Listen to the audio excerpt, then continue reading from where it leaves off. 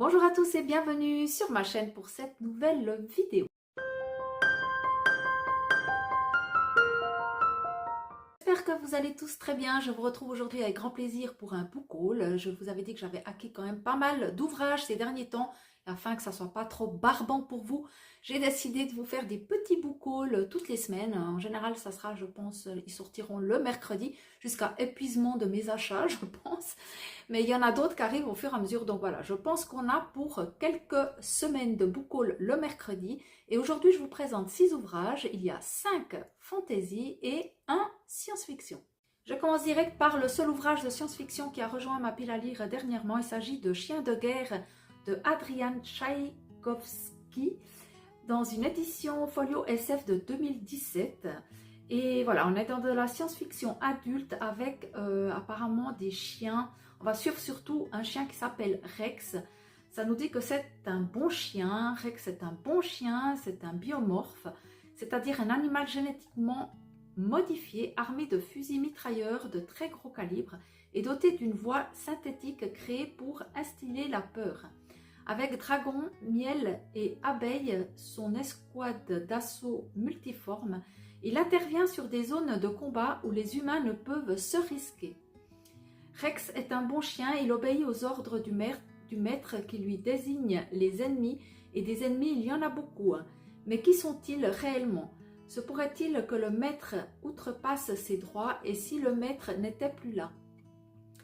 Rex est un bon chien, mais c'est surtout une arme de guerre hautement mortelle. Que se passerait-il s'il venait à se libérer de sa laisse?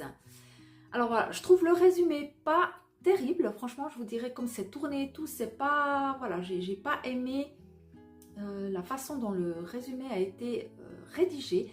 Mais ce qui m'a attiré vers ce livre, c'est surtout voilà, cette thématique du chien de guerre. Je crois avoir jamais lu ça nulle part d'autre. Et voilà, cette exploitation de l'animal, ceux qui me connaissent, vous savez que je suis très proche des animaux, j'adore les animaux. Et j'aimerais voilà, voir comment ce livre a été traité au niveau de la science-fiction. Je pense que ça va être assez rude par moments. Dites-moi si vous l'avez lu. Ça m'intéresse parce que c'est un titre que je n'ai vraiment pas beaucoup vu passer. Il y a des incontournables quand même de la fantaisie pour ceux qui aiment la fantaisie, et moi j'ai vraiment de grosses lacunes quant à ces livres un peu fondateurs et incontournables de la fantaisie. Et malgré que j'ai vu le film, j'avais envie de lire le roman, et je vous parle ici du Hobbit. Le Hobbit a été écrit par J.R.R. Tolkien, comme nous le savons tous, et on va être dans un roman qu'il a écrit, dites-moi si je me trompe en commentaire, mais c'est un roman qu'il a écrit principalement, enfin à l'époque, pour ses enfants. C'est pour ça qu'il est classé dans Enfance, Fantasy adapté en film, et c'est de la high fantasy. Et comme vous le savez très certainement déjà, nous allons suivre Bilbo, qui, comme tous les hobbits, est un petit être paisible qui n'aime pas être dérangé quand il est à table. Mais un jour, sa tranquillité est troublée par la venue d'un magicien nommé Gandalf et de 13 nains barbus qui n'ont qu'une idée en tête: récupérer le trésor de leurs ancêtres volé par Smaug le dragon sur la montagne solitaire. Suite à un malentendu, Bilbo se retrouve malgré lui entraîné dans cette périlleuse expédition. Voilà, j'ai vraiment hâte de le lire, et voilà, dans un souci aussi de découvrir les livres fondateurs quand même de la fantaisie. Et voilà, on sait aussi que le Hobbit a été un peu les prémices, ce qui a un peu basé, je crois, qui a mis un peu les fondations pour après la suite, le fameux Seigneur des Anneaux que nous connaissons tous. Changement de lunettes, parce qu'avec les autres, je ne vois pas vraiment bien. Ensuite, je me suis procuré le premier tome de la saga Les Os d'Émeraude, qui s'intitule La Cité de Jade, qui a été écrite par Fonda Lee. Et j'ai acquis donc l'édition poche, vu qu'il est sorti en poche maintenant, donc édition de Saxus poche qui s'appelle Pâle. Et on va être dans de la fantaisie adulte. Vous ne verrez pas dans cette chaîne beaucoup de fantaisie young adulte ou enfant, parce que je préfère la fantaisie adulte, clairement. Et ici, ça nous dit: la famille est un devoir, la magie est un pouvoir, l'honneur est primordial. Bienvenue dans la fabuleuse ville de Janloon. Mais attention, derrière la beauté de la capitale de l'île de Kekon se cache une dangereuse réalité, celle d'une ville déchirée entre deux clans qui s'affrontent pour le contrôle de la cité et du jade. Cette pierre précieuse et magique qu'on ne trouve que dans les mines de l'île permet aux guerriers qui la portent d'amplifier ses capacités, faisant de lui une véritable arme de guerre. Aujourd'hui, alors que le chef de clan Sansim se retire du pouvoir, laissant la direction à ses petits-enfants, le rivaux du clan de la montagne en profite pour ravir des quartiers et s'accaparer le marché du jade. Lorsqu'une nouvelle drogue puissante se propage permettant à quiconque, même aux étrangers, de manier le jade, la tension qui couve entre les deux clans éclate avec une violence sans précédent. Entre jeux politiques, trahison, argent et pouvoir, l'issue de cette guerre déterminera le sort de tous les guerriers de jade et de l'île elle-même. Donc voilà, j'en ai beaucoup entendu parler. J'y vais prudemment, je ne sais pas si ça va me plaire parce qu'on est quand même dans... Ça a l'air d'être un peu mafieux comme ça et je ne sais pas si ça va me plaire. Donc je vais tester ce premier tome et on verra bien. Il fait quand même 656 pages. J'avais très envie également de découvrir la saga, la trilogie des Poudres Mages qui s'intitule La promesse du sang, le premier tome de Brian McClellan, je ne sais pas si on prononce comme ça, qui est paru chez Magic, donc en poche. On est dans de la fantaisie adulte et ça nous dit « L'âge des rois est mort et c'est moi qui l'ai tué ». Il n'est pas facile de renverser un roi, pourtant le coup d'état fomenté par le maréchal Tamas a envoyé les nobles à la guillotine et sauvé le peuple d'Adro de la famine. Mais ce n'est qu'un début et il le sait. La guerre couve entre les 9 nations et les Kèzes, privés de juteux accords commerciaux, sont sur le point d'envahir Adro. Thomas doit compter sur les derniers poudres mages de sa cabale ainsi que sur Taniel, un tireur d'élite qui est également son fils, et Adamat, un ancien inspecteur de police désormais détective. Mais entre les derniers royalistes et les alliés de Tamas, l'Église, une armée de mercenaires et le puissant syndicat des travailleurs d'Adro, la trahison bat son plein. À qui Tamas peut-il encore se fier? Lorsque des prophéties immémoriales auxquelles plus personne ne croit, annonçant le retour d'un dieu ancien, menacent de devenir réalité, comment empêcher le pire? Alors, je pense que ça va me plaire parce que apparemment il y a des complots, voilà, on ne sait plus à qui se fier. Moi, j'adore ce genre de vibe. Et sachez que les 3 tomes, je crois que les 3 tomes sont déjà sortis en poche. Donc voilà, de toute façon, je vous en reparlerai dès que je l'aurai lu.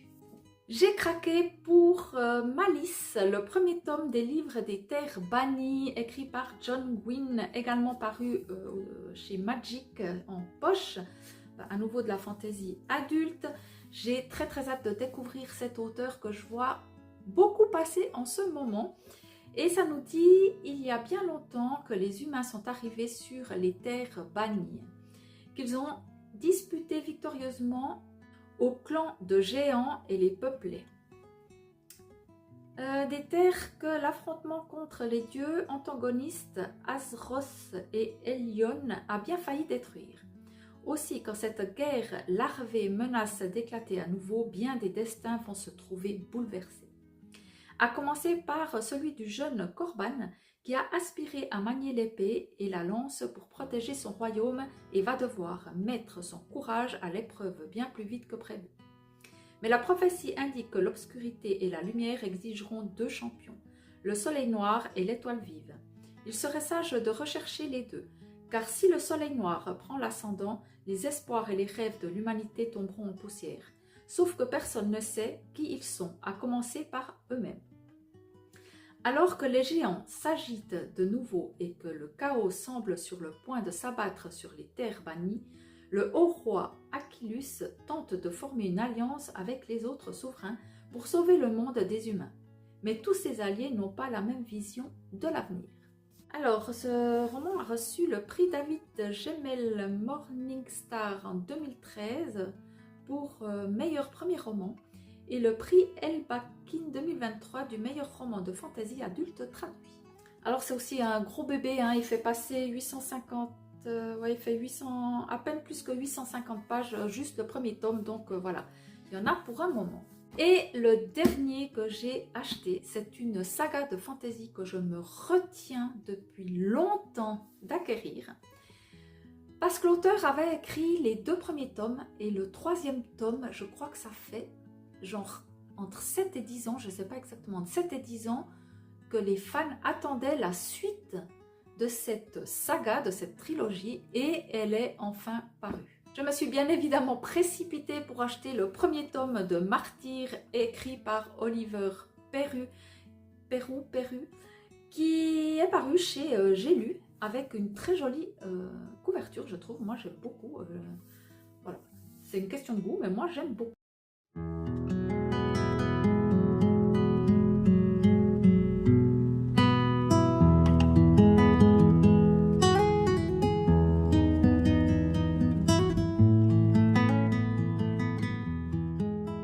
Et ça nous dit: frères assassins issus d'un peuple guerrier aujourd'hui disparu, Irmine et Elbrand vivent dans les ombres de la plus grande cité des royaumes de Palercan.